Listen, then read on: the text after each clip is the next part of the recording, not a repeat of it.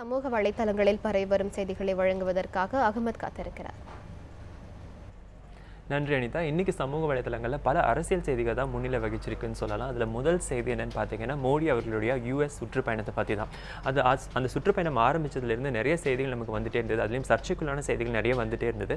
அதில் இப்போ ரீசெண்டாக என்ன செய்தி வந்திருக்குன்னு பார்த்தீங்கன்னா, மைக்ரோசாஃப்டோட CEO சத்யா நாடெல்லாவோட சந்திச்சுக்கிட்டதை பற்றின ஒரு செய்தி வந்திருக்கு.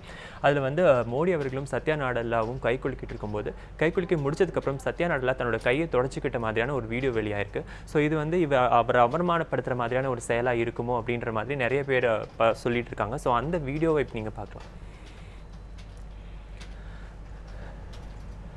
ஸோ சத்யா நாடெல்லா அவர் கை கொடுத்துட்டு வரும்போது இந்த மாதிரி கையை தொடச்சிக்கிற மாதிரியான ஒரு வீடியோ வந்திருக்கனால இது ரிப்பீட் நிறையா பண்ணி ஆன்லைனில் நிறைய பேர் கருத்துக்கள் சொல்லிகிட்டே இருக்காங்க. இது ஏன் இந்த மாதிரி நடந்தது, சத்யா நாடெல்லா ஏன் இந்த மாதிரி செஞ்சாங்க அப்படின்ற மாதிரி சொல்லிட்டு இருக்காங்க.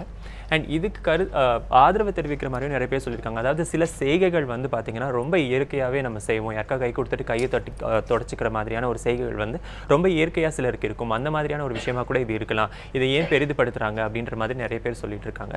ஸோ இதுக்கு ஆதரவு தரும் வகையிலையும் சொல்கிறாங்க. அதே சமயம் இது ரொம்ப அவமானம், மோடிக்கு ஒரு அவமானம், இந்தியாவுக்கு ஒரு அவமானம்ன்ற மாதிரி நிறைய பேர் சொல்லிட்டு இருக்காங்க. ஸோ அதனால இந்த கருத்து இந்த செய்தி வலைதளங்களில் முன்னிலையாக இருக்குன்னே சொல்லலாம்.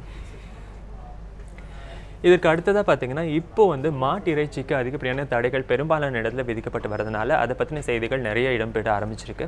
அதையும் சமீபத்தில் என்ன நடந்திருக்குன்னா, டெல்லிக்கு அருகே இருக்கிற ஒரு இடத்துல ஒரு 50 வயது மதிக்கத்தக்க ஒரு முதியவரை வீட்டிலிருந்து இழுத்து வெளியே அடித்து கொலை பண்ணியிருக்காங்க. அது மட்டும் இல்லாமல் அவருடைய மகனும் ரொம்ப கடுமையாக தாக்கப்பட்டிருக்காங்க. இதுக்கு காரணம் அவங்க வீட்டில் மாட்டு இறைச்சி இருந்தது அப்படின்னு அங்கே இருக்கிற ஒரு ஆலயத்திலிருந்து வந்த அனௌன்ஸ்மெண்ட்னால அப்படின்னு சொல்கிறாங்க.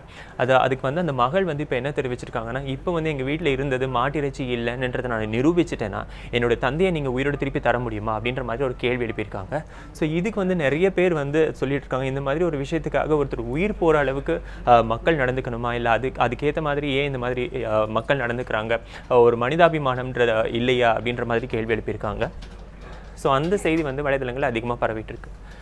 அண்ட் அதே சில பேர் என்ன கேட்க ஆரம்பிச்சிருக்காங்கன்னா, so Indians have become too protective of the religion and culture. அதாவது மதத்தையும் கலாச்சாரத்தையும் அதிகமாக பார்க்குறீங்க, மனிதாபிமானத்தை மறந்துட்டீங்க, அதனால் வாழ்கிற மனிதர்களையும் மறந்துட்டீங்க, அவங்கள கொலை பண்ணுற அளவுக்கு நீங்கள் மதத்தையும் கலாச்சாரத்தையும் மேம்படுத்தணும் அப்படின்ற மாதிரி கேள்வி எழுப்பியிருக்காங்க. ஸோ இந்த இரு செய்திகள் தான் இன்னைக்கு வலைதளங்களில் முன்னிலை வகிச்சிருக்குன்னே சொல்லலாம்.